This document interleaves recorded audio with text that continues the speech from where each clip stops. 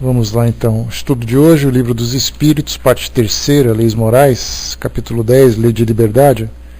Nós estamos no item número 6, Fatalidade, agora entrando na questão 854, e vamos em frente para as seguintes, né? Porque esse tema, quando se fala de fatalidade, ele é sempre um grande enigma para todos nós, né? Como eu disse lá no início do estudo desse capítulo, a nossa análise em torno dos acontecimentos da nossa vida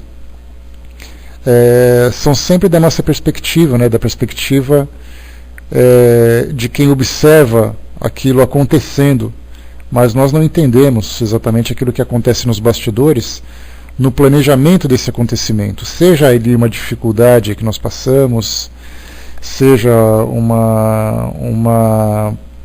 uma situação que provoca uma grande reviravolta na nossa vida, seja mesmo aquele caso que é o mais agudo, digamos assim, que é o desencarne, né, nosso, ou de alguém que é do nosso convívio. Então a pergunta é, né, até que ponto aquilo deveria mesmo acontecer, até que ponto havia um planejamento para que aquilo acontecesse, até que ponto foram as nossas escolhas agora, nesse momento, né, da nossa vida atual, que nos levaram àquele momento, até que ponto aquilo aconteceu no momento certo, se isso aconteceu depois do que deveria, se aconteceu antes do que deveria. Então são muitas e muitas perguntas que nós fazemos a esse respeito, que infelizmente nós não temos resposta pronta. Mas o que os espíritos nos oferecem aqui através dos questionamentos de Kardec é exatamente nós entendemos a essência do que é a fatalidade, dos acontecimentos, e a partir daí nós começarmos a trabalhar em nós esses conceitos, esse entendimento, né? Bom dia, Regina. Então nós vamos agora para a questão 854. Só antes, na 53, Kardec tinha perguntado que tem certas pessoas que escapam a um perigo mortal para cair em outro, né? Parece que não podem escapar à morte. Há nisso fatalidade, né? Então de fato acontece isso com bastante frequência, dependendo do tipo de atividade que a pessoa exerce, dependendo do tipo de local que ela vive, do tipo de vida que ela tem. Então sempre acontecem ali situações que ela está sempre escapando, né, daquilo que a gente entende como morte, mas que na verdade, dentro da nossa visão agora um pouco mais expandida da doutrina, nós entendemos que não é que ela escapou, porque não existe o escape do momento definitivo, onde nós retornamos ao mundo espiritual. Mas, na verdade, a constância dessas ameaças, desse perigo, dessa forma de nos chamar a atenção, de nos deixar sempre atentos, isso para nós acaba sendo como uma escolha, muitas vezes para fazer com que o próprio indivíduo, ou que nós mesmos, estejamos sempre em alerta, valorizando cada instante da nossa vida, valorizando as escolhas que nós fazemos, né? Então sempre nesse sentido. E Kardec colocou então, qualquer que seja o perigo que nos ameace, não morreremos se a nossa hora não chegou? Os espíritos respondem, não morrerás, e tens disso milhares de exemplos, né? E esses milhares de exemplos são aquelas situações, né, de um acidente que acaba sendo trágico, e de repente saem nos jornais, né, um acidente trágico aconteceu e a pessoa saiu sem nenhum ferimento, saiu com um pequeno ferimento ou alguma coisa assim, mas que ela continua viva. E todo mundo diz assim, nossa, mas foi um milagre ela ter escapado daquela morte. Ainda bem que Deus evitou que ela morresse, né? Como se Deus estivesse preocupado em evitar que alguém desencarnasse se ele tem a programação para desencarnar. Não estava na hora dela. Então a gente começa sempre a falar da sorte, a falar de uma intervenção divina, a falar de milagres, começa então sempre a especular em torno daquele assunto. Então, na verdade, nós não deveríamos nos espantar, né? Mas a pergunta é, a partir do momento em que você conseguiu escapar dessa experiência que acaba sendo tão difícil, qual é a continuidade que você vai dar em torno disso? O que você aprendeu com isso? Qual vai ser a sua reação e das pessoas que estão à sua volta, né? Alguém vai para o hospital, de repente com uma doença grave, faz um tratamento, e ele sai de lá, todo mundo diz assim, nossa, ele estava para morrer e conseguiu se salvar. Na verdade, ele estava passando por uma situação crítica, se recuperou, a vida continua como deveria continuar, porque se tivesse que voltar ao mundo espiritual, não haveria nada que fosse feito que mudasse essa situação. Ou seja, se há a hora dele desencarnar, essa hora está ali pronto. Agora, a gente lembra sempre que, como eu comentei no nosso estudo anterior, essa questão daquilo que acontece na nossa vida, no que diz respeito à programação reencarnatória, quer dizer, antes de nós reencarnarmos, nós temos ali um projeto de vida. E esse projeto de vida nós estabelecemos quais são as experiências que nós vamos vivenciar para atingir determinados objetivos, né? Seja lá condição social, seja lá uma doença, seja lá a perda de um ente querido, seja lá o que for, que nós programemos para a nossa existência, dentro da nossa visão, se nós lermos assim, ao pé da letra, aquilo que está escrito aqui nesse nosso texto, nós vamos simplesmente dizer o seguinte: é assim porque tem que ser assim e pronto. Ou seja, a nossa matemática do mundo, aqui a matemática do mundo físico, ela é exata, precisa e imutável. Ao contrário do que acontece no mundo espiritual, já é uma matemática que inclui outras variáveis que, conforme a gente vai vivendo, as situações vão acontecendo. Há aquelas que estão marcadas para acontecer, mas nós temos casos em que nós temos atenuantes, nós temos os agravantes, nós temos aqueles que podem ser antecipados, aquilo que pode ser postergados. Há casos, por exemplo, de desencarne de algumas pessoas, em que, na Revista Espírita, por exemplo, só para vocês terem uma ideia, Allan Kardec convivia com aquelas pessoas que eram interessadas em conhecer a doutrina espírita, e aí então faziam estudos e tudo mais. E tinha uma pessoa que morava na Bélgica, que mantinha contato com Kardec através de correspondência, eles não se conheciam pessoalmente. E essa pessoa, esse estudante da doutrina espírita, esse estudioso da doutrina espírita, tinha grande preocupação em se aprofundar em determinados temas. Só que, conforme foi colocado para Kardec pelos espíritos, o desencarne dele foi antecipado, porque ele estava avançando na busca de algumas informações, de alguns estudos, de algumas revelações que não era o momento. E aí então os espíritos, conforme disseram a Kardec, nós providenciamos o desencarne precoce dele para que ele não trouxesse para esse projeto que a espiritualidade tinha desenvolvido um problema no seu desenvolvimento. Então é interessante perceber isso. Em outros casos também nós tínhamos pessoas, né? A gente vai entrar nesse ponto também, o Paulo, porque a gente fala aí no caso de livre-arbítrio, né? Também temos essas duas questões a considerarmos. E também há aquele caso de pessoas, por exemplo, relatos que nós temos, de que algumas vezes você vivendo uma situação, o seu retorno ao mundo espiritual, o seu desencarne, está programado. Mas a circunstância que você vive dentro da sua família, dentro de um determinado ambiente, que se você desencarnar naquela hora, naquele momento, pode acontecer de que aquela situação se agrave. E aí, então, muitas vezes, moratórias são concedidas para que o indivíduo conclua determinado tipo de projeto e retorne ao mundo espiritual. Então, essa rigidez de você desencarnar naquela hora tem que ser assim, e não importa qual consequência isso vai trazer, é da nossa parte. Agora, do mundo espiritual já é diferente, porque é sempre avaliado aquilo que é o de melhor para todos os que estão envolvidos em determinadas situações. E já com relação ao aborto e ao suicídio, como lembrou bem o Paulo aqui para nós, a gente percebe que se por acaso o indivíduo vai desencarnar naquela hora e está projetado para aquilo, o suicídio não poderia acontecer, tampouco o aborto. Agora, nos dois casos, nós temos ali que é o livre-arbítrio dos envolvidos que estão ali. Então pode acontecer de uma antecipação do retorno ao mundo espiritual através do suicídio? Pode. Através do aborto? Também pode. Então mostramos o que ali? Que junto com a fatalidade, que é esse projeto existencial que nós temos também ali a nossa liberdade de escolha. Então há aquilo naturalmente que nós podemos escolher e há aquilo que nós não podemos escolher. Então sempre tem ali algumas situações que acabam sempre sendo acrescentadas nessa situação. Na questão 854, então, bom dia pessoal que chegou, naquilo que a gente vai entrar hoje, pergunta Kardec então aqui aos espíritos, né? Da infalibilidade da hora da morte, segue-se que as precauções que se tomam para evitá-la são inúteis?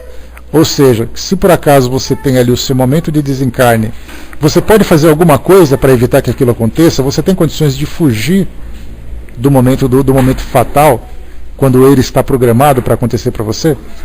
Respondem os espíritos: não, porque as precauções que tomais não vos são sugeridas, com o fim de evitar uma morte que vos ameaça.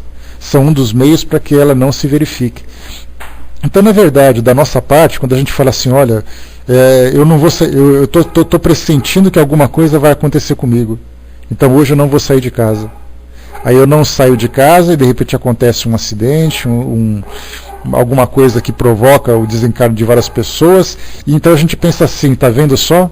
Eu senti que eu ia desencarnar, eu não saí de casa e eu consegui escapar. Sendo que na verdade era exatamente o contrário. Se eu tivesse saído, eu me submeteria àquele acidente. E aí, então os espíritos disseram, tome cuidado para que você não participe daquela situação, para que você não caia também naquele mesmo acidente, porque isso vai te prejudicar. Então assim, evite você seguir esse caminho, evite você fazer essa viagem, evite isso, evite aquilo. Então na verdade são precauções que na verdade não são sugeridas, mas não que a gente consiga fugir, porque essa fuga na verdade é sempre do nosso ponto de vista. A gente vê o perigo e de imediato a gente quer fugir dele. Agora, se por acaso você tiver que desencarnar, você na cama, dormindo, você de repente não acorda. Porque simplesmente a coisa tinha que acontecer. Então assim, no mundo espiritual não existe acaso, não existe sorteio, né? Não entendeu o exemplo, Fernanda? Eu quis dizer o seguinte, que nós sempre temos essa visão de que as nossas iniciativas, a nossa vontade, elas são determinantes diante dessas leis gerais. Né? Deixa eu ver aqui. Tá, me explica melhor, Fernanda, o que você quer que eu explique de novo? O que eu quis dizer, não... Deixa eu tentar explicar, então não sei se é isso que você quis colocar, mas você preenche aí depois que eu vou seguindo ali a dúvida que você tiver. Então assim, do nosso ponto de vista, nós temos o domínio absoluto de tudo aquilo que pode acontecer na nossa vida. Então na verdade eu posso tomar decisões, eu posso fazer escolhas, eu posso evitar esse ou aquele evento, porque eu sou o senhor do meu destino. Então se por acaso tiver ali o desencarne, a morte no meu caminho, e eu posso tomar essa decisão. Né? Esse pressentimento tá... Como é que está o som, pessoal? Dá um retorno para o Vaninho, por favor. Tem sim, né? Então tá jóia. Né? Então o que eu quis dizer é o seguinte, que muitas vezes a pessoa tem um pressentimento de que alguma coisa vai acontecer. Então na verdade, para ela está pressentindo que ela vai desencarnar. Então ela toma medidas para evitar que isso aconteça. E quando não acontece, quando ela consegue escapar, ela então se enche do seu próprio orgulho e diz assim, tá vendo? Ó, eu senti que ia morrer, evitei isso e não morri. Então na visão dela, na verdade, ela simplesmente se desviou de alguma coisa que estava no seu caminho. Só que nós sabemos que se por acaso você tiver que retornar para o mundo espiritual, você vai retornar. Porque aquele é o momento de você cumprir aquele projeto que você fez aqui no mundo físico e iniciar um novo projeto no mundo espiritual. Então, na verdade, a nossa evolução, o nosso crescimento, não depende apenas de nossas escolhas, mas de um planejamento que vai muito além das nossas escolhas. Então, se ele sente alguma coisa, do nosso ponto de vista, como eu coloquei, nós temos essa ideia, essa visão de que nós temos esse controle. Nós podemos fazer tudo aquilo que é do nosso... Né, é mais ou menos aquele complexo de Deus. Eu posso escolher, eu decido, eu faço. E aí então, quando eu tenho um pressentimento de que alguma coisa vai acontecer, ou eu acredito que alguma coisa vai acontecer, eu faço escolhas que me desvia desse acontecimento. E aí então, quando de fato eu consigo me libertar, eu falo assim, ó, tá vendo? Eu consegui escapar. Sendo que, na verdade, nós tínhamos ali, ou os espíritos nos orientaram, ou nós tivemos ali realmente uma intuição de que aquilo fosse acontecer, e eu consegui escapar daquela situação. Porque se eu me envolvesse com ela, eu poderia sofrer um acidente, eu poderia me prejudicar, eu poderia até mesmo me desencarnar precocemente. Então, essas situações que a gente observa é assim, do nosso ponto de vista, nós achamos que temos o controle. Do mundo espiritual, eles nos observam exatamente nesse comportamento que nós acharmos de termos esse controle. Então nós temos a pretensão e na verdade são eles que nos orientam nesse caso. Então o nosso livre-arbítrio é determinante sem dúvida nenhuma, os nossos pressentimentos, as nossas intuições, a orientação que chega do mundo espiritual também é bastante significativa para essa nossa evolução, mas nada acontece por acaso. Não existe acidente que acontece por acaso, tampouco você escapar por acaso de algum acidente. Então é tudo muito bem planejado, muito bem organizado. Porque se fosse assim, nós viveríamos o caos. Eu poderia desencarnar sem estar na minha hora, outro poderia escapar do desencarne sem ter nada a ver com isso, mas as coisas sempre acontecem de uma forma muito bem planejada. Só que esse planejamento, nós sabemos, como já conversamos anteriormente, nós não temos ainda a capacidade de entender como ele funciona. Eu trouxe um exemplo no nosso primeiro estudo desse capítulo, quando eu falei o seguinte: imaginemos aquela rede de pescar. Naquela rede de pescar nós percebemos assim que são vários nós que juntam várias partes dessa rede. Então a nossa vida é mais ou menos como se fosse essa grande rede, porque você percebe que uma pequena parte da linha, ela não está sozinha, mas ela está amarrada numa outra parte, que está amarrada numa outra parte, que está amarrada numa mais acima, ou amarrada numa outra mais abaixo. Então aquelas amarrações todas que vão juntando situações e circunstâncias que constituem a nossa existência hoje. Essa que é a parte importante, né? Então, dessa forma nós vemos assim que nós tentarmos entender aqui da nossa perspectiva seria muito simplificar demais a nossa vivência, só que na verdade a nossa vida é bastante complexa. Existem no mundo espiritual situações que antecedem a nossa vinda, aquilo que está acontecendo paralelamente à nossa existência hoje e aquilo que já está prevendo aquilo que vai acontecer. Então nós não conseguimos ver em toda a sua extensão. Seria mais ou menos se nós olhássemos, estivéssemos assim numa praia, olhando assim o oceano à nossa frente, o mar à nossa frente, e a gente acreditasse que conhecesse tudo que está abaixo dele. A gente olha e fala assim: eu vi o oceano, eu sei tudo sobre ele. Só que a gente não faz ideia do que tem embaixo. É mais ou menos assim, a gente vê a nossa vida hoje, a gente vê os acontecimentos que tem aqui, acreditando que tem controle absoluto sobre tudo. E é exatamente nessas situações, muitas vezes a gente tem essa arrogância ou essa prepotência, né, de acreditar que tem esse controle absoluto, que a vida muitas vezes nos prega algumas peças, nos traz assim algumas surpresas, exatamente para mostrar que nós não temos tanto controle assim. Nós vemos várias situações, né, em que pessoas que são muito bem, pessoas que têm, digamos assim, grande poder aqui no mundo físico, grande riqueza, grande influência e tudo mais, de repente ela fica doente, vai para o hospital e desencarna por uma doença. Quer dizer, ela não tem controle. Ela está andando na rua, dá um infarto, puf, acabou. Cadê aquele poder que ela tinha antes? De repente ela está andando na rua, tal, um filho desencarna, a esposa desencarna, e ele percebe assim: mas eu sou tão poderoso, como é que eu não consegui evitar que isso acontecesse? Se nós temos esse conhecimento de que as coisas nós não temos o controle absoluto das coisas, mas nós temos ali a capacidade de tomar decisões daquilo que nos é possível, a gente até entende aquilo que acontece. Agora, se a gente acredita que tem esse controle absoluto e acontecem essas surpresas, vem então as frustrações, as decepções, os medos e tudo mais. Então, quanto mais fechado dentro do nosso mundo físico nós estamos, maior é o sofrimento que nós acabamos depois enfrentando. O Sade colocou para nós lá em cima, né? Então essa intuição se dá para que não entremos em pânico e a morte não nos venha ser mais trágica? Algumas vezes sim, né, Sade, porque a gente não pode colocar isso de uma forma absoluta, senão todo mundo saberia o que ia acontecer, todo mundo teria essa intuição, só que na verdade nem todos têm. Há aqueles que têm condições de pressentir aquilo que vai acontecer, porque ele tem necessidade desse pressentimento. Agora, muitas vezes, você simplesmente é pego de surpresa. Então não dá para dizer assim que essa intuição sempre se dá. Ela se dá para aqueles que têm a capacidade de ter essa percepção, né? E para ele pode ser alguma coisa que vai aliviar, para ele dizer assim: bom, eu estou sentindo que alguma coisa vai acontecer, então eu posso me preparar. Para esse está tudo bem. Agora, e para aquele que diz assim: eu estou pressentindo que vai acontecer alguma coisa, eu vou entrar em desespero. Então não necessariamente para você entrar em pânico ou coisa parecida. Para você pode ser uma coisa boa, para o outro pode ser uma coisa péssima. Quantas pessoas que acordam e começam a desenvolver, por exemplo, síndrome de pânico, que é aquela sensação constante de morte, de uma ameaça, que a pessoa acaba depois ficando doente e tem medo de sair de casa. Enquanto que outros pensam assim: olha, eu estou sentindo que alguma coisa vai acontecer, então eu vou começar a organizar minha vida, conversar com a minha família, preparar direitinho a minha partida, começar a entender melhor o que vai acontecer no mundo espiritual. Essa é a parte mais rara, né? Porque de modo geral a morte sempre nos assusta muito.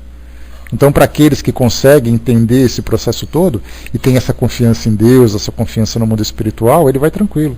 Agora, para a maioria das pessoas, isso aí é o caos, é o pânico, né? Então não é sempre para evitar, mas é para ele uma necessidade. Agora, qual é o objetivo dele ter esse pressentimento? A gente realmente não sabe, né? Porque como eu coloquei para vocês, aquilo que acontece nos bastidores foge ao nosso conhecimento. Não adianta a gente querer especular, porque não dá para saber, né? Fernanda colocou, né? Conheço uma mãe que se desequilibrou por toda a vida, tinha uma grande preocupação né, com a escada que tinha em sua casa, né, sempre dizia às suas filhas que terem cuidado. Alguns dias atrás ela perdeu uma filha que caiu da escada e quebrou o pescoço, né, converso muito com ela. Ela se culpa pensando que deveria ter mudado de casa, né, e no entanto, penso que ela foi avisada no sentido de entender que todos têm um percurso que não temos condições de mudar. Foi para compreender que chegou a hora de sua filha ir, né, com 23 anos a filha partiu. São vários os relatos desse sentido, Fernanda, né, mais ou menos nessa mesma linha que você colocou para nós, de pessoas que dizem assim que eles viveram durante um tempo, quando chega mais ou menos numa determinada idade da vida, vamos colocar assim, nos meus 25 anos de idade, eu começo a sentir aquele vazio, aquela sensação de despedida, de afastamento de alguém, e pouco tempo depois eu desencarno. Então a gente pensa assim, mas por que ele estava sentindo essa angústia? Porque muitas vezes o espírito consegue pressentir exatamente a forma como ele vai desencarnar, o momento em que ele vai desencarnar. Mais uma vez a gente não sabe por que isso acontece com ele e não acontece com os outros. Se para ele foi alguma coisa positiva ou não foi. Mas de um modo geral, a gente sempre lembra, né, que tem essa reação diante das pessoas, né? Você sempre se depara com uma experiência e reage diante dela. É essa reação que vai te trazer a grande lição. Pais, por exemplo, né? Já aconteceu de relatos de pais que diziam assim: cada vez que a minha filha sai, meu coração fica na boca. E ela sai para trabalhar, eu fico preocupado o tempo todo. Ela sai para estudar, eu fico preocupado o tempo todo. Ela sai com os amigos, eu fico preocupado o tempo todo. E de repente acontece o desencarne da filha. Ele fala assim: a minha preocupação era justificada. Só que na verdade não era preocupação, era o entendimento que ele tinha, aquela ideia que ele já tinha de que a filha iria desencarnar naquele período da vida. Só que ele não estava aceitando. Então ele transformava na verdade esse conhecimento em preocupação. Então na visão dele ele diz assim: eu achava que isso ia acontecer. E na verdade achava mesmo. Porque no planejamento reencarnatório você diz assim: você vai ter essa sua filha, e ela vai desencarnar por volta desses tantos anos, e você vai ter que saber lidar com isso. E aí, então ele começa a ter exatamente essa sensação de nostalgia, né? Mais ou menos isso mesmo. Então a gente vê assim que são muitas as pessoas, são muitos os relatos desse tipo de pressentimento, de que alguma coisa vai acontecer e tudo mais, e o contrário também. Daqui a pouco, um pouco mais abaixo aqui no nosso estudo, a gente vai ter uma passagem que Kardec pergunta: tem pessoas que têm tanta confiança que ele não tem medo de morrer. E na verdade essa confiança é justificada, porque o trabalho que ele faz, por mais perigoso que seja, ele sabe que ele deve realizar. Ele diz assim: eu vou fazer aquilo lá e não tenho medo de fazer. E a gente pensa assim: o que ele é tanto que a confiança que ele tem? Pois é, alguns têm confiança, outros têm medo, uns reagem de uma forma, outros de outra. O Braz lembrou que minha mãe previu o desencarne do meu irmão com um tiro disparado e não pôde evitar, né? Aquela coisa de intuição também, da gente começar a se preparar, de receber informação, né?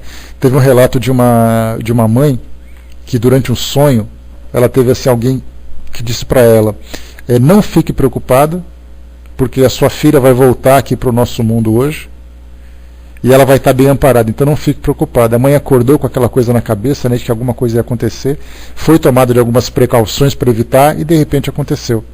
Aí a mãe falou assim: eu sonhei com isso. E na verdade foi um espírito amigo que disse para ela: olha, se prepara que a sua filha vai desencarnar, mas está tudo bem.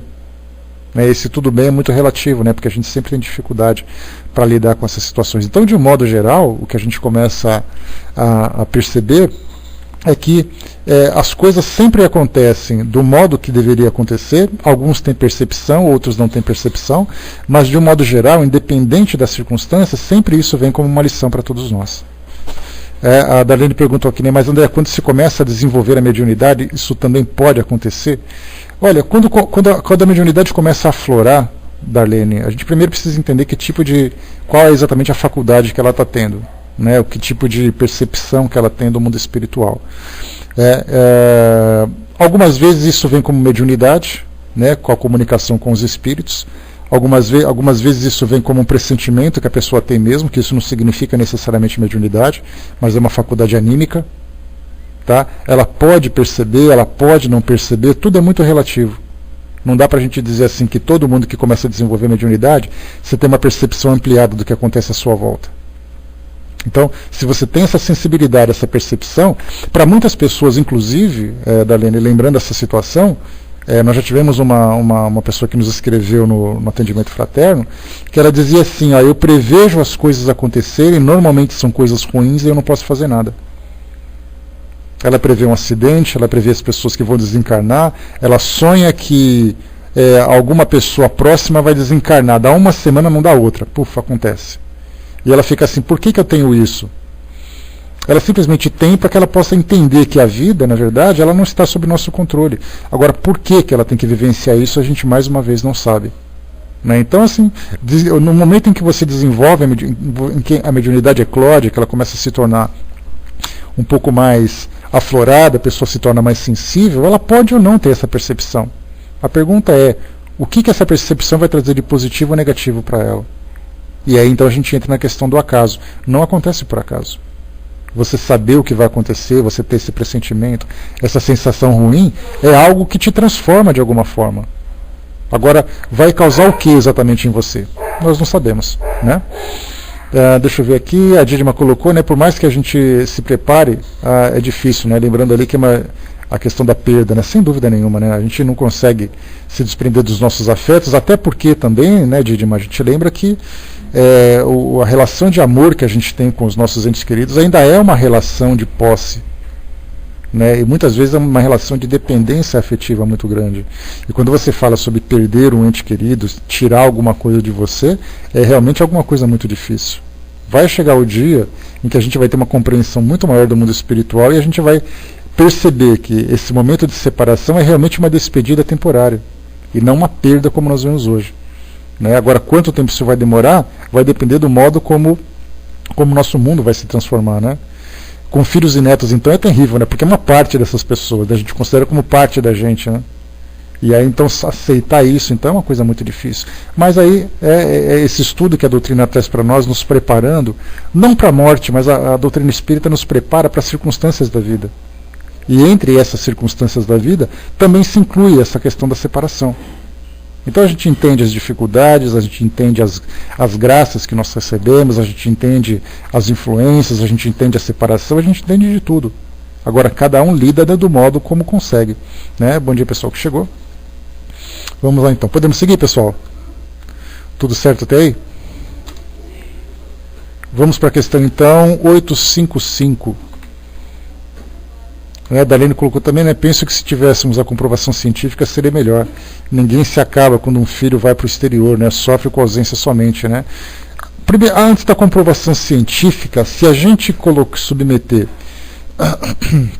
aquilo que acontece à nossa volta, ao mundo espiritual, para a comprovação científica, a gente vai limitar bastante a compreensão, porque a nossa ciência ainda é muito limitada.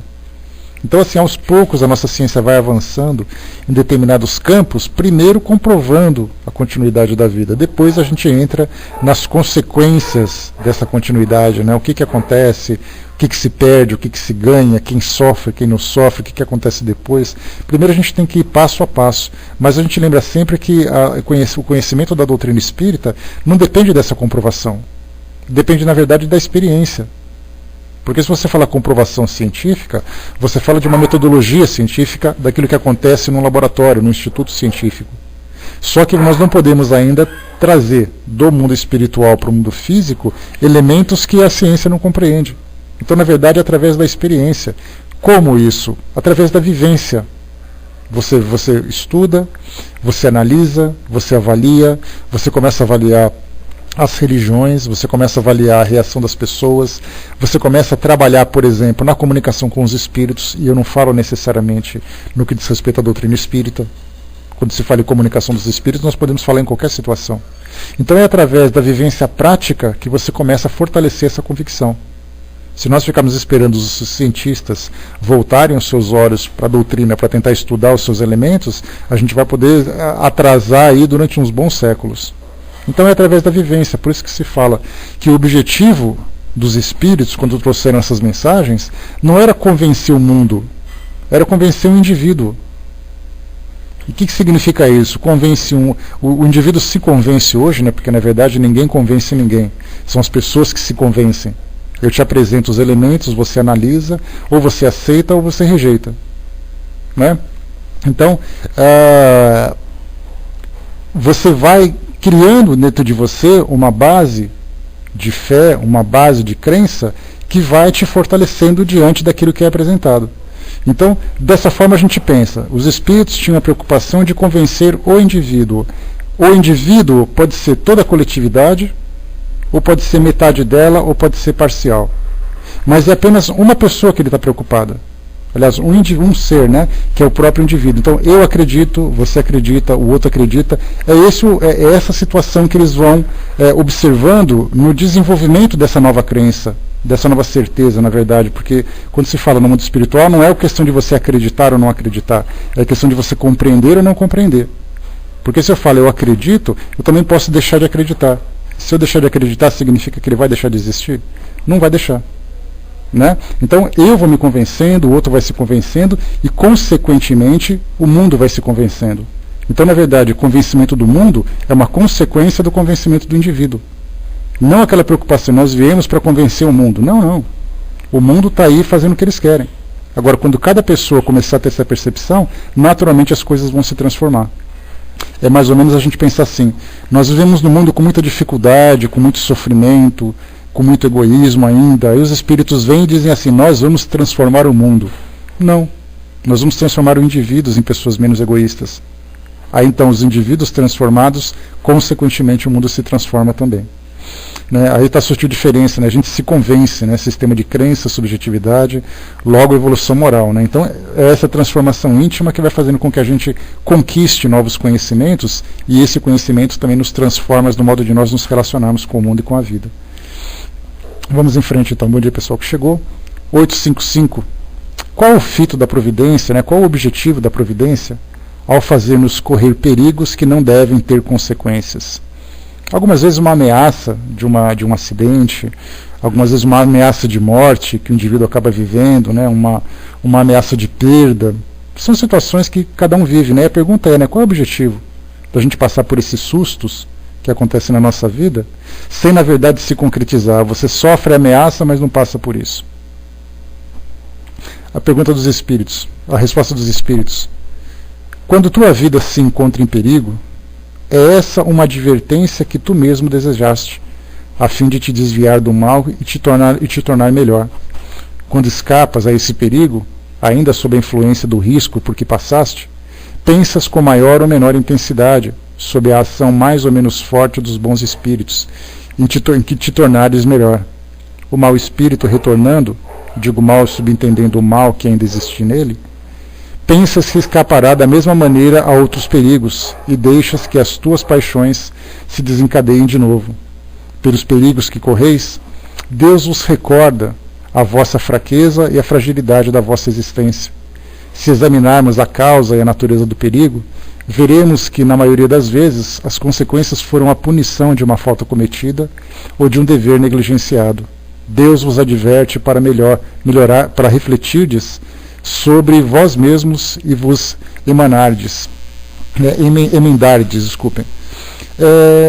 Aqui então esses sinais que a gente vai recebendo, né, esses alertas, é exatamente para a gente poder valorizar a nossa vida, porque quando o espírito tem uma tendência a ser negligente, então a gente lembra sempre que a programação que ele tem hoje, ela está diretamente ligada com aquilo que ele se transformou até então. Então eu tive ali várias existências anteriores, vivi de várias formas diferentes, acertei muito, errei muito, desenvolvi valores, alimentei tendências negativas, e então me transformei nessa pessoa.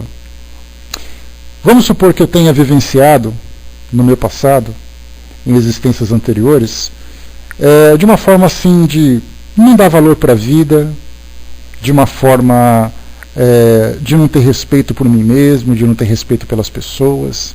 Algumas vezes me submeti a situações de perigo que me provocaram desencarne. A gente lembra sempre que eu não estou programado para desencarnar com essa doença, mas muitas vezes eu posso desenvolver essa doença por uma escolha minha. Algumas vezes, por exemplo, por causa de um estresse constante, daquela vida maluca que eu mesmo escolhi vivenciar, eu comecei a desenvolver doenças em mim que me provocou um infarto, um aneurisma, que me provocou o desencarne precoce. A gente lembra mesmo que o próprio Kardec passou por isso. A gente não precisa ir muito longe. Ele trabalhava tanto, e se estressava tanto com o trabalho, que ele recebeu o alerta do mundo espiritual. Se você continuar assim, você vai desencarnar precocemente. E o seu trabalho vai ficar incompleto. Então vai com calma, porque você não vai aguentar. Aí ele trabalhou mais um pouco, se curou, fez ali os tratamentos que deveria fazer. Pouco tempo depois não deu outro. Ele desencarnou exatamente daquilo que já estava para desencarnar. Né? Acabou tendo ali um infarto culminante e pumba, caiu.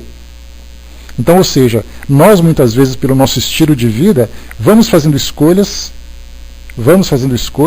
que acabam nos levando para o desgaste da nossa vida, para a destruição da nossa vida, do nosso corpo físico. Então, quando nós temos um tipo de tendência a esse comportamento, o que nós fazemos? A gente pensa assim, olha, na minha programação, eu quero sempre ser alertado. Eu quero que vocês me avisem, eu quero ter sempre alguma coisa que me chame a atenção para que eu não desvie para voltar a viver dessa forma. Daí então você tem ali o perigo, mas não é na verdade o perigo. Tá certo que algumas vezes a gente sente medo de sofrer um acidente, a gente sente medo de desencarnar ou coisa parecida, mas a primeira imagem que vem na nossa mente, quando nós temos uma família, por exemplo, é assim, eu não posso fazer isso porque eu tenho meus filhos, eu tenho meu marido, minha esposa, meus pais. Eu tenho responsabilidades, então eu tenho que tomar cuidado. Eu começo a negligenciar e eu sei que aquele tipo de vida, que se por acaso eu desencarnar precocemente, eu vou influenciar toda a minha família que depende de mim. E aí então os espíritos vêm e te colocam um alerta, te dão um susto, você fala assim, nossa, eu quase morri hoje. Certo, você pode até ter quase morrido, na verdade foi só um susto que você levou. Que não teria aquele acidente de carro que você levou, aquela doença que te levou para o hospital, uma situação de violência que você sofreu e tudo mais, te fez repensar na vida. Quantas vezes as pessoas dizem assim, naquele momento eu vi todo o filme da minha vida passando na minha frente. Naquele momento eu pensei em tudo que eu tinha. Aí ele volta para casa, abraça a família e fala assim, nossa, eu levei um susto, pensei que ia perder vocês. Então, que na verdade são esses alertas que a gente vai recebendo na vida, exatamente para a gente poder entender a importância da nossa existência hoje e as nossas responsabilidades, não apenas diante de nós mesmos, mas diante de outras pessoas também. Então são escolhas que as pessoas fazem. Algumas vezes o indivíduo foi aquele suicídio inconsciente. Eu saí de uma balada, tomei todas que era possível tomar, saí todo alegre, peguei meu carro, acelerei, pum, batei e desencarnei. Isso acontece, é o livre-arbítrio. Se por acaso eu tenho o livre-arbítrio de cometer um suicídio, por que eu não posso cometer um livre-arbítrio de me submeter a um perigo que vai me trazer um desencarne? Isso acontece. Muitos espíritos dizem assim, eu fiz uma opção de vida que acabou me levando ao desencarne precoce. Eu não deveria ter desencarnado nessa época e dessa forma. O meu projeto de vida era muito maior do que isso, mas eu acabei desenvolvendo essa tendência negativa. Aí então eu desencarnei, cheguei no mundo espiritual e falei assim, olha, eu não quero passar por isso de novo. Então me mandem alertas para que eu não sucumba de novo para esse tipo de vida. Aí então minha vida começa a ser sempre naquela, ou uma tentativa de assalto, ou quase um acidente de carro, uma doença grave que me levou para o hospital, sempre esses alertas para eu poder valorizar aquilo que eu tenho. E aí então se soma nesse conjunto as responsabilidades com a família, os meus afetos, os meus amigos, os meus sonhos. E aí então cada vez que eu sofro a ameaça de perder tudo isso, eu me agarro cada vez mais à vontade de viver. Nem todos precisam passar por isso, mas infelizmente a maioria de nós ainda depende desses alertas, dessas chacoalhadas, digamos assim, para poder viver melhor, porque a gente acaba sempre se desviando, vivendo de uma forma irresponsável. Né? Vamos para o próximo então, 856. Me dá um ok, pessoal, na tela, por favor, vocês estão tão quietinhos aí. Eu não sei se vocês não estão me ouvindo, se vocês estão ouvindo e estão quietinhos, ou vocês não estão me ouvindo, ou vocês não estão prestando atenção. Mas pelo sim, pelo não, então está tudo certo. Vamos lá. Né? E a gente lembra sempre que esses alertas também, né, esses alertas, eles podem ser momentâneos, aquilo que acontece naquela hora e você já fica ali atento ao que está acontecendo, e algumas vezes esse alerta acaba sendo mais prolongado. E até mesmo uma forma, quando coloca-se alguns perigos, a gente começa a se submeter, como eu coloquei para vocês, a matemática do mundo espiritual é diferente da nossa. Né? E o que significa isso? Vamos supor assim que eu tenho a minha vida. Eu falei para vocês assim que o nosso projeto existencial traz um plano A, que é aquele plano principal, se tudo sair certinho, se tudo correr redondinho, a gente vai conseguir chegar no final da nossa existência com... Tá certo então, Betinho.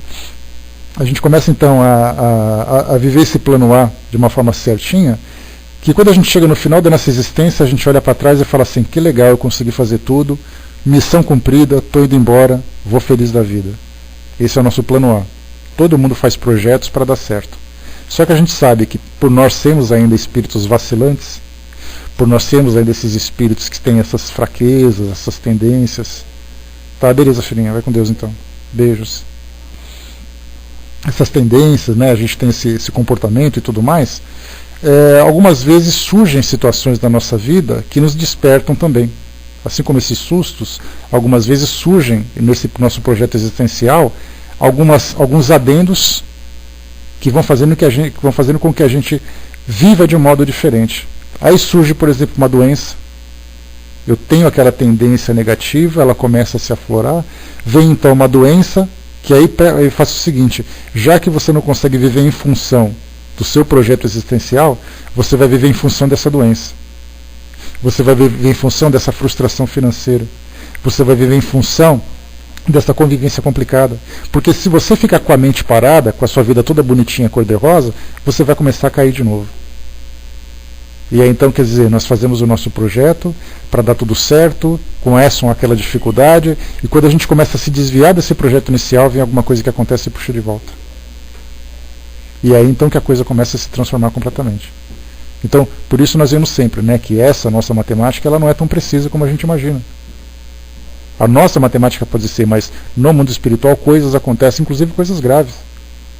Quantas vezes nós temos aquela situação assim, o indivíduo tinha a vida dele tudo feliz, ele estava vivendo alegremente, de repente acontece um acidente e ele perde uma perna. E aí depois assim, mas ele tinha uma vida tão boa, uma vida tão perfeita, ele fazia tudo tão certinho, ele era tão feliz e de repente sofreu esse acidente. Esse acidente estava programado na sua existência? Talvez como plano A não, mas pode ser como plano B. Que se ele tivesse aproveitado a vida dele da melhor forma, para poder conquistar aquilo que realmente ele precisava, ele viveria assim feliz da vida. Quando ele começa a se desviar, para poder começa ele a perder tempo, ele mesmo diz assim, olha, então que alguma coisa venha que me interrompa esse meu estilo de vida. Aí eu começo a desviar e viver de uma outra forma. Então vão surgindo essas situações paralelas que vão se juntando nesse nosso caminho, no caminho principal, exatamente para poder nos orientar aqui no cumprimento dessa tarefa que nós abraçamos. Na questão, então, 8, deixa eu ver aqui, 8, só um instantinho, pessoal. Tá, 856, vamos lá. Tchau, filhinho, vai com Deus. 856, vamos em frente. Tchau, vai com Deus, Sade, bom dia também. Até mais. O espírito sabe por antecipação qual o gênero de morte que deve sofrer? Quando se fala em gênero de morte, a gente vai colocar o seguinte, né, que se você tem que desencarnar de uma forma violenta, são várias as situações que vão te colocar naquela condição. Você pode sofrer um acidente de carro, dirigindo, você pode ser atropelado, você pode cair de um local e se machucar bastante, você pode sofrer um acidente aeronáutico, você pode fazer parte de um terremoto, seja lá como for. É o acidente violento que vai te chamar a atenção. Você pode sofrer, né, no caso, o gênero de morte, através de uma doença, que você vai ali, algumas vezes uma doença que vai aos poucos te enfraquecendo o corpo físico, até que chega uma hora em que ele não suporta mais, e acaba sendo até uma experiência prolongada para muitas pessoas, é muito difícil, inclusive, para alguns tipos de doença. Nós temos ali outros tipos de situação que a gente acaba vivenciando, pessoas que acabam desencarnando em virtude de relacionamentos, né, de um assalto, de uma discussão, de uma briga. Então cada tipo de gênero diz respeito a um aprendizado que o espírito tem, uma necessidade que ele tem. Né? Então, quer dizer, mas a gente sabe qual é exatamente o gênero de vida, e a gente pergunta assim, mas que diferença isso faz? Se você vai desencarnar desse ou daquele jeito. Não nos esqueçamos que cada vez que um espírito passa por uma experiência de desencarne, o modo como ele desencarna traz para ele algum tipo de repercussão. Ele acaba ficando revoltado, ele acaba ficando com medo, ele acaba aceitando com mais naturalidade, porque nem todos, por exemplo, que desencarnam dessa forma, de uma certa forma, aceitam isso com facilidade. Então vamos supor, como é que é desencarnar de um acidente? É você ver aquela ameaça que vem na hora, que de repente, você desencarna, de repente não está preparado para isso. A gente sempre lembra, né, que você, quando tem um familiar que desencarna de uma doença, é muito diferente do desencarne de alguém de um acidente. O acidente acontece na hora. A doença, ela vem surgindo, ela vai acontecendo, a gente vai tendo aquela preocupação, de certa forma a gente vai se preparando mentalmente, emocionalmente para aquilo, até que vem um momento fatal. Não é? Agora, quando acontece no caso de um acidente, por exemplo, ninguém está preparado para isso. Ninguém prevê simplesmente assim, olha, eu vou sair, vai acontecer aquele acidente, tudo vai ficar retorcido, vai pegar fogo, vai acontecer e coisa e tal. Então, esse tipo de desencarne para o espírito, ele pode trazer uma repercussão bastante difícil, né? Quer dizer, para ele faz parte de uma lição. Qual é essa lição, a gente ainda não sabe. Né? Quer dizer, tudo uma questão de analisar depois de que forma que ele vai lidar com isso, qual foi a necessidade que ele tinha de passar por essa situação. A Fernanda colocou, né, o tio do meu amigo morreu, sabe como? Num viaduto, teve um incidente. Um carro ultrapassou as barreiras do viaduto e caiu lá embaixo, em cima do carro dele, né, onde ele estava estacionado. Eu conheci uma pessoa, Fernanda, que ele estava dirigindo o carro em cima de um viaduto e passou um caminhão muito próximo e o carro dele enganchou na carroceria do caminhão. O carro foi jogado de cima do viaduto, caiu no muro lá embaixo e não aconteceu absolutamente nada com ele.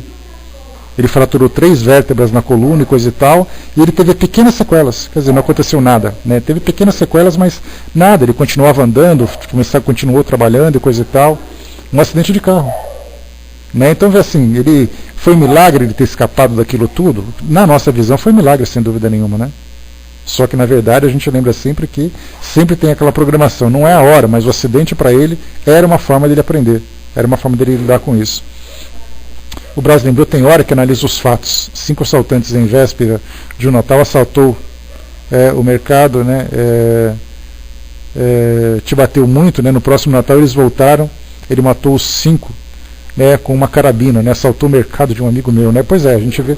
E esse detalhe também, né, Braz, que matar e morrer também é uma coisa meio problemática, porque o próprio Kardec fala sobre isso, né, que tem pessoas que vieram com essa programação de que por acaso eles vão assassinar alguém, eles vão provocar alguma coisa contra alguém, e o que isso vai trazer como consequência.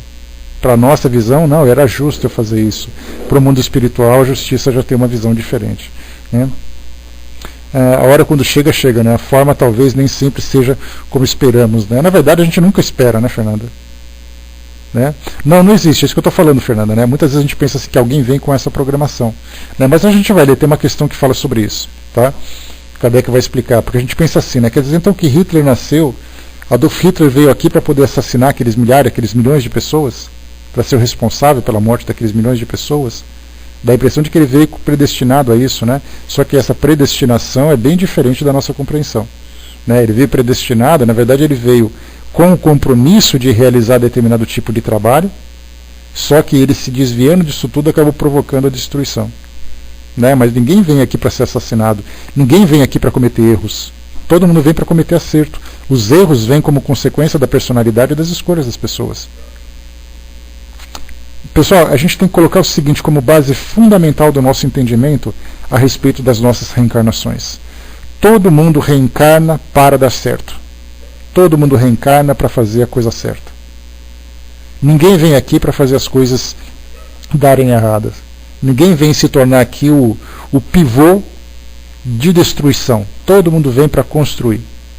Só que a diferença é que nós, diante das nossas fraquezas, diante dos desvios que nós tomamos, diante das nossas ambições, né, das nossas tendências, a gente sempre faz escolhas que, na verdade, elas acabam se transformando em grandes catástrofes. Por exemplo, vamos falar de um assassinato. Alguém veio aqui programado para cometer um assassinato? Não. Mas muitas vezes ele veio com uma personalidade difícil, convivendo com pessoas que têm personalidades difíceis, pessoas que vivem num ambiente difícil. E de repente você começa numa discussão, gera uma antipatia, essa antipatia gera novas discussões, parte para agressividade, e isso não acontece de uma hora só. Algumas vezes são coisas que vêm se prolongando durante dias, durante semanas, durante meses, durante anos. E aí então a coisa vai acontecendo, chega uma hora que você comete o assassinato. Você não cometeu o assassinato, digamos assim, o assassinato não seria, digamos assim, a parte mais importante desse processo, mas é o processo todo em si, desde o começo do atrito até o desfecho, porque o assassinato foi o desfecho. Né? Então, tudo diferente do que a gente pensa, não é tão simples como imaginamos. A Didima colocou, né, por isso devemos estar atentos às nossas escolhas, né? Porque é aquela questão, né, Didima? Tudo aquilo que você fala, que você pensa, que você faz, traz uma consequência, positiva ou negativa. Algumas vezes nos ensinam, eu não vou com a cara daquela pessoa e vou falar mal dela mesma. Você não sabe qual vai ser a reação dela. Aí ela fala, você fala, papapá, e puf. Famílias são separadas, famílias são destruídas, amigos deixam de se falar, amigos se agridem, familiares se matam. Tudo isso por quê? Porque as coisas foram se desenrolando para esse fim. Então era assim, se você não começar a discussão, não vai acabar naquela tragédia. Só que a gente nunca imagina que vai chegar a tragédia, né?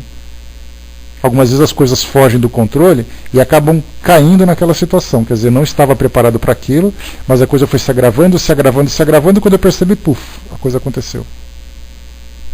Então, na verdade, é assim, toda vez que você tomar uma atitude, pense sempre nas consequências. Como ninguém pensa nas consequências, quando elas chegam, as pessoas se surpreendem. Não imaginei que eu fosse capaz de fazer isso. Lá no começo, se você não tivesse feito tal coisa, isso não chegaria. Né? Deixa eu ver aqui, Fernanda colocou também, né, as leis não devem nunca serem atuadas, né, com a violência, sem dúvida, né? Um amigo meu me disse que ele acha que o suicídio é programado. Acho totalmente sem fundamento isso. Ninguém programa uma vida para retirá-la. Na verdade, Fernanda, quando a gente fala sobre experiências difíceis, o suicídio ele é considerado numa reencarnação. Vamos dizer assim. Você não veio programado para isso, mas o suicídio, nesse caso, o aborto, em alguns casos, o assassinato, em outros casos, eles acabam sendo considerados como algo que pode acontecer. Então te coloca assim o seu planejamento dizendo, você vai passar por essa situação é muito difícil e você precisa ter força para superar. Se você não tiver forças, você vai acabar sucumbindo. Então, na verdade, é assim, você tem uma tendência à fuga, você tem uma tendência à depressão, você tem uma tendência ao medo. Então, é considerada essa possibilidade. Uma jovem, por exemplo, tem ali uma determinada personalidade, ou ela é muito frágil, ou ela é muito egoísta, ou ela é muito temerosa. Ela tem ali as características da sua personalidade. Na sua programação está dizendo o seguinte, você vai ter um relacionamento, e você vai gerar esse espírito que vai nascer através de você, que vai reencarnar através de você. E ele é um espírito com quem você tem que conviver. Um espírito que é um inimigo seu do passado, que é fundamental que vocês se entendam. Aí então ela tem a gestação, começa a ter aquela relação fluídica com aquele espírito, começa a sentir que ela não deseja mais aquela gravidez e tudo mais. Ela vai e pratica o aborto, mas ela poderia não praticar. Então, na verdade, a gente considera o quê? As possibilidades diante de uma situação. Eu não me vejo, por exemplo, né, posso dizer por experiência pessoal, nenhuma tendência a suicídio na minha personalidade. Mas eu posso dizer assim, eu tenho tendências a outros tipos de comportamento? Certamente que sim. Agora, tem pessoas que têm tendências para isso, tendências para aquilo, e essas tendências são consideradas. Não que a gente vai falar assim, olha, põe ele para lá e vamos ver no que vai dar. Já sabe no que vai dar, mas são considerados todos os caminhos possíveis. Você pode fazer, você pode não fazer. Você pode aceitar, você pode não aceitar. Então isso é considerado. Aí depois vem os desdobramentos, né? Mais ou menos como se faz uma programação de computador, né? Quando você faz um programa, você elabora, é assim, se você clicar sim, vai acontecer isso. Se você clicar não, vai acontecer aquilo. Mas depois que você clicar não, vão surgir essas novas opções. Aí você tem essa aqui e isso aqui. Então, na verdade, é um grande programa que nós vamos fazendo, prevendo já as consequências. De certa forma, prevendo de modo superficial, naturalmente. Mas a gente fala assim, mas era imprevisível. Não era imprevisível, porque a personalidade do indivíduo já era conhecida. Nós temos existências milenares, digamos assim. Nós temos milhares de anos de existência. E quando os espíritos começam a nos ajudar nessa personalidade, eles já sabem exatamente quais foram os nossos comportamentos anteriores e quais são as nossas tendências para comportamentos futuros. Então, assim, ele veio para isso. Não, ele não veio para isso. Né? Ele não veio definitivamente para fazer aquilo. E se ele decidir não fazer, ele não faz. Se eu resolver hoje fazer uma greve de fome, quem vai me obrigar a comer? Ninguém. Eu tenho essa liberdade de escolha. Né? O Mário colocou para nós, mas a pessoa pode ser suicida inconsciente, né? Por exemplo, alcoolista, tabagista, glutão, etc. Quando a gente fala em suicídio, Mário, é importante, eu durante muito tempo utilizava essa expressão, e algumas vezes até me escapa, também, bom trabalho, Silvio, bom dia.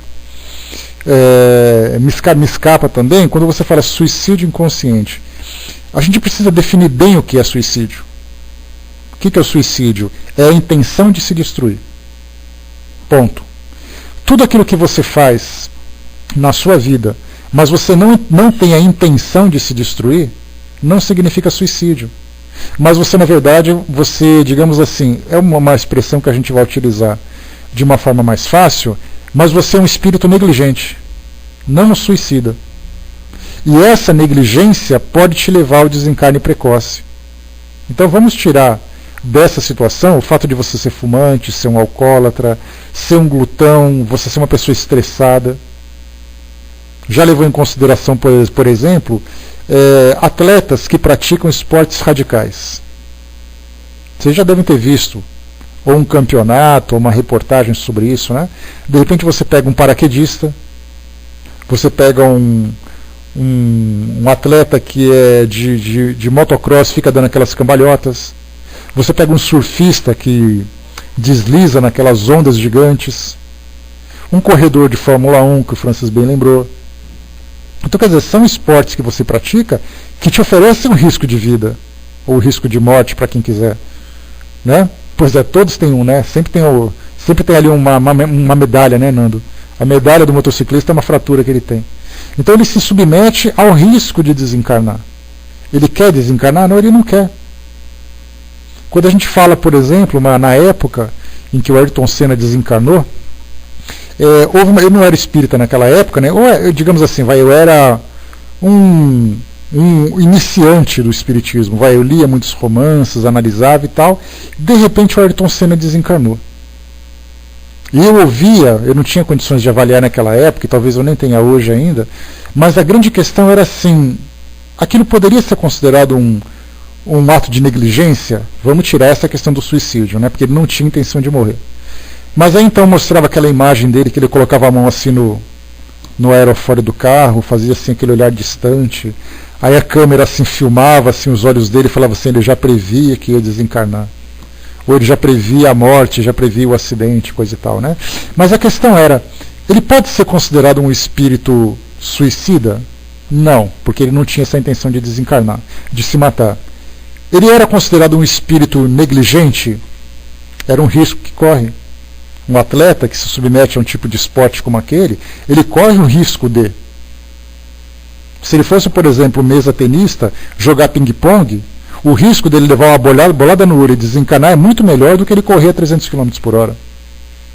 Então o esporte que ele escolheu o submeteu a determinados tipos de riscos. Agora, esses riscos que a gente coloca são riscos calculados que pode levá-lo ao desencarne na programação reencarnatória? A gente pensa assim, bom, se ele não tivesse sido um atleta daquela expressão, ele não teria conseguido realizar aquilo que ele realizou, em termos de uma fundação, em termos de levantar a autoestima de uma nação, se tornar ídolo de pessoas, se tornar um exemplo de conduta, se tornar isso, se tornar aquilo. Agora, até que ponto isso foi programado para ele? A gente não tem como avaliar. Mas a gente não tem dúvida que, dependendo da escolha que você faz, você negligencia a sua vida. É como se você, como o Mário lembrou um pouco mais acima, o alcoolista, ele veio para ser alcoólatra? Não, ele não veio para ser alcoólatra. Mas ele traz essa tendência. E a partir do momento em que ele dá vazão a essa tendência, ele começa então a autodestruição. Aí sim, a gente não coloca como suicídio, mas é autodestruição, porque ele sabe os riscos que ele corre, essa substância que ele ingere é uma substância que vai deteriorando o seu corpo, até que chega um momento, obrigado, Cindinha, Até que chega um momento em que ele vai entrar em falência. Então, na verdade, o que? Ele negligenciou a vida dele. Mas ele não pode ser considerado um suicida. Kardec, por exemplo, o que o doutor... deixa eu lembrar o nome dele. Me esqueci o nome do espírito agora. Mas era amigo de Kardec. Né? Eles viviam ali juntos em Paris e tal. Esse amigo dele desencarnou e depois continuou participando. Por ser um espírito bem desenvolvido, continuou participando das atividades da Sociedade Parisiense de Estudos Espíritas. E aí então, quando ele veio conversar com Kardec, ele falou assim: meu amigo Kardec, toma cuidado com a sua vida porque você está promovendo o seu auto-assassínio. Auto-assassínio. O que significa isso? Ele estava se matando do modo como ele estava fazendo, mas ele não estava cometendo suicídio. Né? O Paulo colocou, André Luiz não foi considerado um suicida. É essa expressão que a gente precisa mudar um pouco. Tá, Paulo? Sem dúvida nenhuma, quando a gente lê as obras de André Luiz, a gente vê assim que ele foi chamado no momento em que ele chegou para receber o atendimento devido, falou para ele: você foi um suicida inconsciente, porque você ficou doente, porque você vivia dessa forma, você destruiu o seu fígado, você destruiu isso, destruiu aquilo e coisa e tal. Então, a expressão que foi utilizada, ela tentou trazer para nós, tentou retratar a realidade de André Luiz, que ele foi se destruindo pelo modo de vida que ele teve. Mas a pergunta que a gente faz novamente é: ele teve a intenção de se destruir? Se ele não teve a intenção de se destruir, essa expressão suicida, ela acaba sendo equivocada. Isso, no meu ponto de vista, eu vejo dessa forma hoje. Então, assim, nós entendemos o que eles quiseram dizer com suicídio inconsciente, mas eu prefiro utilizar uma outra expressão que seja mais condizente com a realidade. Se o suicídio é você se autodestruir por vontade própria, então você é um suicida. Se você negligencia a sua vida, você não tem necessariamente a intenção de se matar. Então, nesse caso de André Luiz, por exemplo, eu entendi o contexto, entendi o que eles quiseram dizer, mas eu optaria por uma outra expressão. Mas, de qualquer forma, André Luiz, sem dúvida nenhuma, foi um espírito negligente. Porque certamente ele antecipou a sua desencarnação, pelo modo como ele viveu, pela destruição do seu corpo e tudo mais. Né? Suicídio inconsciente, Fernanda. Né? O modo como eles utilizam, né, na obra Nosso Lar. O Nando colocou, né, eu achei um pouco forçado o Nosso Lar, né, o povo xingando ele de suicídio e tal. Nesse caso, a gente lembra, Nando, eu não vejo com tanta forçação de barra, não. Sabe por quê? Dependendo do tipo de vida que você leva, você entra em sintonia no mundo espiritual, né, com determinada faixa vibratória do mundo espiritual. Ali você vai ter vários espíritos que pensam como você, que sentem como você, e sentem prazer em te ver sofrendo, já que a vida que você teve foi uma vida negligente. Quando você chega no mundo espiritual, esse terrorismo que faz, por exemplo, imagina que você acabou de cometer um crime, tá? Você veio aqui na minha casa, roubou meu chocolate, eu denunciei e você foi para a penitenciária. Quando você entra na penitenciária, qual é a recepção que você tem dos presos que estão ali? Aí você começa a analisar, né? Ninguém vai dizer para você assim: seja bem-vindo, meu amigo, sinta-se em casa. Eles vão utilizar aquelas expressões terroristas que todo mundo sabe, que qualquer pessoa que entra numa penitenciária vai ouvir. Que eles vão te pegar, que você vai ser escravo, que você vai ser isso, que você é aquilo. Esse mesmo terrorismo que você tem numa penitenciária, exatamente por ter espíritos daquele nível, você encontra também no mundo espiritual. Que você vai, por exemplo, assim, como recém-desencarnado, dependendo da conduta que você teve, e a gente lembra que a sua conduta, o seu modo de pensar, o seu modo de sentir, fica registrado no seu perispírito, ou seja, a sua vibração é percebida, eles conseguem te identificar. Nós temos uma impressão, digamos assim, a impressão vibracional no nosso perispírito mostra exatamente quem você é. E aí, então, você é recém-desencarnado, eles vão te dar aquela recepção. Aê, você se matou, hein? Bem feito. Você vai sofrer, vem cá que nós vamos te pegar, vem cá, faz isso, aquilo tudo. Agora, se você tem uma conduta equilibrada, uma conduta nobre, quando você desencarna, você tem a recepção dos seus amigos. Eles vão dizer para você: seja bem-vindo, não se preocupa que a gente está aqui para cuidar de você. Se você tem uma conduta equivocada, você é um espírito negligente, um espírito que não teve preocupação em se espiritualizar, em crescer moralmente, quando você chegar eles vão dizer assim: não se preocupa que a gente também vai cuidar de você. Só que vai ser de um jeito diferente. Então, quando falaram para ele assim que você é um suicida e coisa e tal, digamos assim que é aquele terrorismo mental, aquele terrorismo moral. Porque quando você sofre, você quer fazer com que outras pessoas também sofram como você. Né? Então eu não vejo tão incoerente aquilo lá não, pelo contrário. Isso é muito mais comum do que a gente imagina. Né? São os amigos que vão te recepcionar. Dependendo dos amigos que você fizer, você vai saber qual vai ser a recepção que você vai ter. Né? A Amanda colocou, quando você compra um carro, ele tem um tempo de uso, mas você pode abreviar o tempo de uso, né? Exatamente, né? É só você não cuidar bem dele. Como diz assim a expressão popular, né? O corpo é o templo da alma. Se você não cuidar bem do seu corpo, você sabe o que vai acontecer. E esse cuidar bem do corpo é exatamente isso, é você. Nós já fizemos até um estudo sobre isso uma vez no Evangelho no Lar, que nós fizemos num texto de Emmanuel. Ele falava exatamente isso. A gente se preocupa tanto com o espírito, a gente se esquece do corpo. E quando a gente se esquece do corpo, o nosso corpo vai deteriorando. É igual uma casa que não sofre manutenção, um carro que não sofre manutenção. Chega uma hora que ele não tem mais condições de existir. E aí mostra então que em vez da gente cumprir aquele 100% do que estava programado, a gente cumpre 80%, 70%, 60%. E a gente vai diminuindo. Ou seja, a gente vai sempre deixando para trás. E os próprios espíritos falam, né? Se nós conseguíssemos cumprir 20% do que nós programamos para a nossa vida, nós seríamos espíritos bem felizes. 20% apenas. A gente não consegue cumprir nem 5%. Dá para imaginar o grau do nosso fracasso? Né? O Mário lembrou também, né? Mas mesmo sendo assim, entra a lei de causa e efeito. Sim, lei de causa e efeito. Né? Lei de causa e efeito que vai te trazer exatamente a resposta daquilo que você faz. A Didima colocou, na verdade, a própria consciência, ele gritava suicídio, né? Na verdade ele, né, era aquele terrorismo porque ele não tinha essa noção. Ele falava assim, poxa vida, mas eu sou um médico, eu sou uma pessoa bem conceituada, eu vivi minha vida ali feliz do jeito que eu achava e coisa e tal. Vai saber, né? Nando colocou também, plasmada, né, como um quadro acima de nossas cabeças, né? Eu colocaria assim, Nando, para ficar mais fácil, para a gente poder entender o que é essa vibração, para a gente entender exatamente como funciona essa identificação nossa no mundo espiritual. Digamos assim que aquilo que você é convertido num cheiro, perfume. Se você por acaso é um espírito elevado, você vai ter aquele delicioso cheiro de jasmim.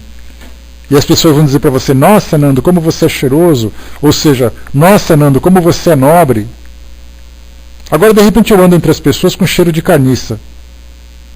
As pessoas vão andar para mim assim, entortar o nariz. E vão dizer assim, nossa, como você fede, ou seja, nossa, como você é imperfeito, como você é equivocado, como você cometeu erro.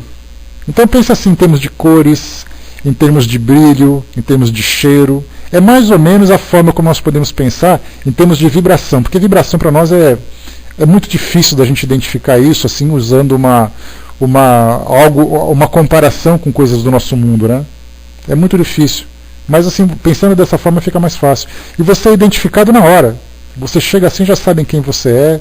Podem não saber o que você fez, assim, em termos de detalhes. Mas certamente sabe quais são as consequências das suas ações. A Fernanda colocou lá em cima, né? Você viu que eu te perguntei lá atrás? Estive pensando nessa questão esses dias. Não vi, Fernanda. Passa para mim de novo, por favor. Eu não vi, me desculpa. Enquanto isso, a Beth colocou, né? Por isso que o Joana de Ângelos nos diz, né? Somos herdeiros de nós mesmos, né? A lei de ação e reação é implacável. Não tem jeito. Coloca de novo a questão, por favor, Fernanda. Só para a gente poder capturar aqui de novo a sua... aqui, achei em cima, tá. O que você acha dessas pessoas muito gordas que ao invés de trabalhar interiormente com a educação alimentar, faz cirurgia de estômago? Talvez uma próxima encarnação venha a ter graves problemas na área digestiva, né, e as que morrem por causa da cirurgia. É um suicídio indireto, né, não em caso de complicações, pois tantos fazem não somente pela saúde, mas por vaidade. Né? Deus nos julga pelas nossas intenções, Fernanda. Tá? É a forma mais fácil da gente responder a essa sua pergunta. Tá? Então, se por acaso você sofre de uma desordem orgânica, no caso como você colocou, por exemplo, né, faz ali a gastroplastia, né, ou né, as cirurgias gástricas de um modo geral. vamos supor que em determinado momento da sua existência você acabou deixando, dando vazão a essa tendência a se alimentar incorretamente. Quando eu falo em se alimentar incorretamente, não significa necessariamente em excesso, mas a qualidade da alimentação que você tem. O seu corpo acabou reagindo de um modo negativo, acabou trazendo ali complicações no sistema gástrico, no sistema cardiovascular, trazendo a obesidade e tudo mais. Essa pessoa então está imbuída da vontade de se recuperar. Se ela tem essa vontade, né? Bom dia, Magali. Se ela tem essa vontade de se recuperar, ela vai então se submeter a um tratamento médico. Mas tudo parte da intenção que ela tem. Se ela faz a cirurgia gástrica com o objetivo de continuar mantendo aquele tipo de vida, certamente qualquer consequência que vier a partir da cirurgia ou a partir da alimentação que ela tiver depois, vai somar negativamente na, digamos assim, na contabilidade dela. Ou seja, você fez uma coisa muito mais por egoísmo e vaidade do que para tentar realmente se recuperar. Porque quando você pensa assim, a pessoa ficou magra, qual a intenção dela emagrecer? Qual a intenção dela ter aquele corpo esbelto? Ela está buscando a sua saúde, ela está se regenerando moralmente, porque a gente lembra sempre que tudo aquilo que acontece no nosso corpo físico, ele tem uma origem moral. Se eu tenho ali a necessidade de sentir prazer, sensação com o alimento, eu falo de moral. Isso repercute no meu corpo físico. Então, qual a intenção de eu fazer aquela cirurgia? A intenção é eu me recuperar. Não, a intenção é eu mudar o meu corpo porque eu estou feio, porque eu quero ficar bonito de novo, mas eu quero continuar me alimentando daquela forma. Essas intenções que vão fazer a diferença. Com relação às cirurgias plásticas, o próprio Chico Xavier já falou sobre isso num dos pingafogos, se eu não me engano foi no segundo pingafogo que ele abordou essa questão. Perguntaram sobre cirurgias plásticas, se era, eu não vou dizer permitido, mas se era aceitável ou não dentro dessa visão espiritual. O Chico tem uma resposta bastante objetiva e foi bastante preciso também. Ele diz o seguinte, assim, tudo aquilo que a nossa ciência pode oferecer para que você seja feliz, para que você se sinta bem, é válido. Agora, você tem a cirurgia plástica que te constrange, que te deixa com a autoestima baixa, que te faz sofrer por causa disso, e de repente uma pequena reparação vai fazer com que você se sinta feliz, o seu planejamento reencarnatório vai ser muito mais, vai ser vivenciado, ele vai ser praticado de um modo mais eficaz. Então, quer dizer, as cirurgias são válidas? Sim, são válidas. Vai ser muito mais proveitoso isso, desculpa, me fugiu a palavra, A sua reencarnação, a sua programação vai ser muito mais proveitosa. Mas se você faz assim, eu quero fazer cirurgia plástica porque eu quero ser o gostoso, porque eu quero ser a gostosa, na verdade você está instigando muito mais a sensualidade do que buscando a sua felicidade, você está buscando prazer, sensação. Então tudo depende do que? Da intenção que você faz. Agora, toda cirurgia tem risco, nós sabemos disso. Se você for extrair um dente e te aplicarem uma anestesia, essa anestesia pode provocar uma reação no teu corpo que você pode desencarnar. Então todo tipo de procedimento traz riscos. Agora, a gente lembra que toda vez que você se submete a algum tipo de risco, você tem os atenuantes e os agravantes. Os atenuantes significa que, embora você tenha se submetido a esse risco, foi por uma boa intenção. Foi para tentar fazer com que você crescesse.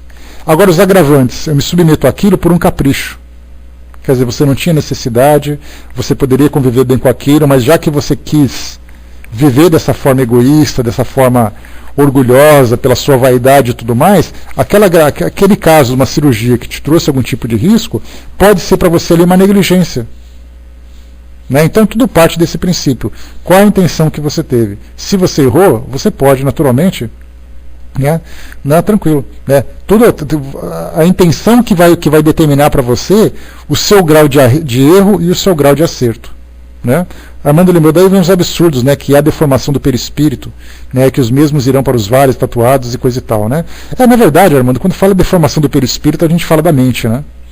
Aquele espírito que mentalmente ele já aceitou aquela condição de obesidade, o seu perispírito vai aceitar aquilo que ele determinou. Agora você faz assim, é a cirurgia que vai fazer com que você passe por isso, Aí sem dúvida nenhuma vai acontecer isso, porque no caso de tatuagem, por exemplo, muitas perguntas já chegaram para nós aqui no meio espírita e fora do meio espírita também. Uma tatuagem pode de alguma forma deformar o seu perispírito? Tem espíritos com tatuagens? Claro que tem espíritos tatuados. Porque na mente dele, ele criou no seu perispírito aquela imagem. Assim como tem, por exemplo, pessoas que têm o seu perispírito amputados. Essa amputação que você tem, na verdade, é a sua mente que produziu esse tipo de imagem e você refletiu isso no seu perispírito. Agora isso mostra isso de um modo negativo, né? Sempre tudo negativo. Quer dizer, você sofre porque você fez, porque você não fez e coisa e tal. E a gente lembra sempre, né? Nós não temos condições ainda, só para a gente finalizar agora o nosso trabalho, a gente não tem condições ainda de se libertar completamente daquilo que o nosso corpo físico vivencia. Vamos supor que hoje, por exemplo, eu tenha... então tá joia. Né? Então, assim, quando a gente fala assim, eu sofri um acidente e por acaso mutilei meu dedinho do pé. Já está acabando, tá? Já está até passou da hora, já viu, o Didman? Eu mutilei meu dedinho do pé. Quando eu chego no mundo espiritual, eu vou estar com meu dedinho do pé ou não? É uma pergunta que a gente faz. A resposta que eu dou para vocês, dentro daquilo que a gente começa a observar, é que você vai chegar exatamente do modo como você está. Porque a gente vive tanto tempo convivendo com o nosso corpo, a gente vive tanto tempo acostumado com essa aparência que nós temos hoje, que a gente chega no mundo espiritual com essa mesma imagem. E lá no mundo espiritual eu vou começar a fazer um trabalho de regeneração para que eu fique da forma certa. Quer dizer, se eu sou uma pessoa obesa no mundo espiritual, eu vou mentalizar que eu tenho um corpo saudável dentro dos nossos padrões, né? Se por acaso eu tenho partes do meu corpo mutilado, eu vou trabalhar mentalmente para que eu tenha meu corpo corrigido, para que eu tenha meu corpo perfeito dentro desse nosso padrão. Agora, quando eu chego no mundo espiritual, não é de uma hora para outra que isso acontece. Se por acaso eu manco aqui no mundo físico hoje, eu vou chegar no mundo espiritual a princípio mancando. Até que eu consiga modificar esse meu modo de pensar, perceber que essa limitação física já não pode mais me afetar e tudo mais. Então, no mundo espiritual, nós seremos aquilo que nós somos hoje. Se eu estou acostumado a conviver com uma tatuagem durante tantos anos no meu braço, eu vou chegar no mundo espiritual, vou olhar para o meu braço e a tatuagem vai estar lá. Mas a partir do momento que eu começo a mentalizar, ela desaparece, porque eu falo assim, olha, isso aqui era um capricho que eu tinha quando eu estava encarnado. Eu não quero mais ter isso. Começo a mentalizar, naturalmente é um trabalho de conhecimento, um trabalho técnico que a gente aprende no mundo espiritual, e as coisas então se modificam. Eu vou chegar no mundo espiritual e falar assim, cadê meu óculos? Eu não estou enxergando direito. Aí então eu mentalmente tenho ali uma visão, começo a enxergar bem. Essa que é a diferença, né? O Armando lembrou que é amputados que sentido do pé, né? Que não há pé, né? Essa sensação fantasma, esses são reflexos nervosos, né? Que acaba considerando, né? Então a gente lembra sempre que tem essas situações também. Armando lembrou o fenômeno de tirar uma blusa e você continua com a sensação de estar com ela, exatamente. Então essas sensações, essa impressão que a gente tem, ela fica muito marcada dentro de nós. Nós convivemos, gente, durante 20, 30, 40, 50, 80, 90 anos com esse corpo físico. A gente acha que vai chegar no mundo espiritual e falar assim, olha, não precisa se preocupar porque aquele corpo físico não me afetou. 80 anos vivendo, 50 anos, 30 anos que seja, vivendo com esse corpo, você acha que eu não vou me acostumar com ele? Eu me olho no espelho, eu não consigo me ver diferente. No mundo espiritual eu não consigo me ver diferente também. Aí muita gente vai dizer assim, isso acontece bastante, principalmente dentro do meio espírita. Ah, mas é porque você é um espírito muito materializado. Ah, você é diferente? Então lá a gente conversa. Não se preocupa que a gente vai se encontrar lá. E eu quero ver o que você vai me falar. Porque fala assim, você é muito materializado. Eu sou mesmo, o que você quer que eu faça? Eu estou nesse mundo aqui vivendo durante tantos séculos, você acha que eu vou chegar no mundo espiritual e dizer assim, pessoal, não se preocupe que eu não tenho nada a ver com aquele mundo. Pelo contrário. Muitos deles que dizem assim, não, eu quando chegar no mundo espiritual, eu não vou ter fome, não vou ter sede, não vou sentir vontade de ir no banheiro, não vou sentir frio. É mesmo, eu quero estar lá para ver. Eu quero ser uma mosca fluídica, para estar lá na hora que você desencarnar. Só para poder ver sua cara com todas as sensações que você vai vivenciar. Essa pretensão que a gente acha, não, porque eu li o livro dos Espíritos, resolvi todos os meus problemas. Vai nessa com essa ilusão. Essas impressões que ficam marcadas no nosso inconsciente são muito mais fortes e poderosas do que a gente imagina. E para a gente se libertar dela, é necessário fazer um trabalho de regeneração mental, de reeducação mental extremamente profundo. Né?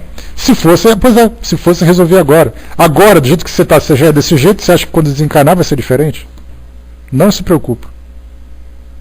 As coisas vão chegar no seu lugar. Então, pessoal, fechando por aqui, né, a gente parou na questão... Deixa eu voltar aqui rapidamente.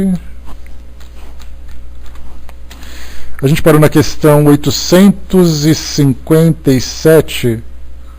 857. Vou tentar terminar isso daqui também. Né?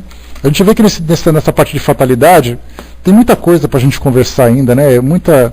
A gente parte muito das especulações, né? Porque não temos uma referência clara, esse entendimento de conhecer os bastidores de como as coisas são.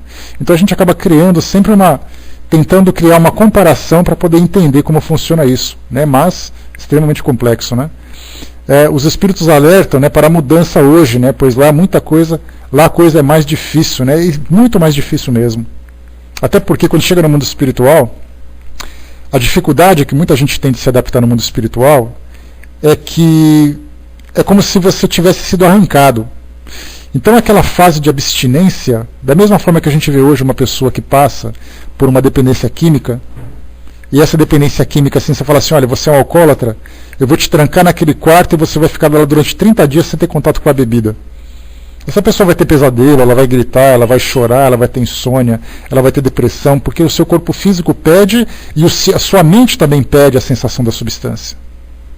Então essa fase inicial, essa fase de tratamento de um dependente químico é extremamente complicada. E você não pode fazer um tratamento de choque. Coloca ele lá dentro, tranca ele lá dentro. Ele pode até morrer, por acaso, se ele não tiver, se o corpo dele não tiver contato com essa substância, assim, for tirado de uma hora para outra. No mundo espiritual é a mesma coisa. Ninguém está preparado para desencarnar. A gente vive como se fosse imortal. De repente você desencarna, chega no mundo espiritual e fala assim, mas espera aí, eu quero continuar aquilo, eu preciso daquilo, eu quero ver aquilo, eu quero sentir aquilo. E já não pode mais. Muitos espíritos são levados à loucura no mundo espiritual por não terem contato com aquilo que vivenciavam no mundo físico. Muito mais complexo do que a gente imagina. Fechando por aqui então, pessoal, aqui o nosso estudo de hoje. Né, eu espero que nós tenhamos tido um pouco mais de esclarecimento a respeito dessas experiências, de tudo isso que envolve, né, a nossa relação com o mundo espiritual, o nosso planejamento reencarnatório e tudo mais, mas a gente continua tratando desse assunto também. Né? Deixa eu ver aqui, né? Será que os espíritos estão preparados para encarnar? Isso aí é filosófico, isso, viu, Armando? Daria um congresso essa história. Até que ponto os espíritos estão preparados para reencarnar? Daria um congresso. A gente vai tentar fazer alguma coisa nesse sentido qualquer hora. Tá? Pessoal, fechando por aqui então o nosso estudo. Né? Legal, André. É bom saber também, né? Você, também todo o pessoal, né? Todos vocês que conseguiram, né, tirar assim, um esclarecimento maior. Né, mas muita coisa a gente precisa estudar, né, nada do que a gente fala é definitivo, porque a gente fala dentro do nosso entendimento hoje. Daqui, de repente, a 2 anos, a 3 anos, 5 anos, a gente começa a ter uma compreensão mais profunda, mais acertada da coisa. Né? Então, por enquanto, né, por hoje, é aquilo que a gente entende, a forma como a gente vê. Se por acaso surgirem novas explicações que sejam mais palpáveis, mais concretas, a gente certamente aceita como sendo essa nova realidade. Tá certo? Fechando por aqui então, pessoal, Cindizinha, você me falou, eu esqueci. É você, Betinho, que vai fazer? Eu me esqueci. Beleza, então, estou passando para você. Beijos, voltamos em seguida para dar os recadinhos para vocês. Vamos lá. Tá, e lembrando, pessoal, também, né, o nosso amigo Mário também, não esquecendo, no próximo domingo, às 20 horas, no grupo Renascer, é uma salinha de debates sobre alcoolismo e tudo mais, que não fica aqui na categoria Brasil, fica na categoria Others, da subcategoria Others, da mesma categoria Central e South America, onde a gente está,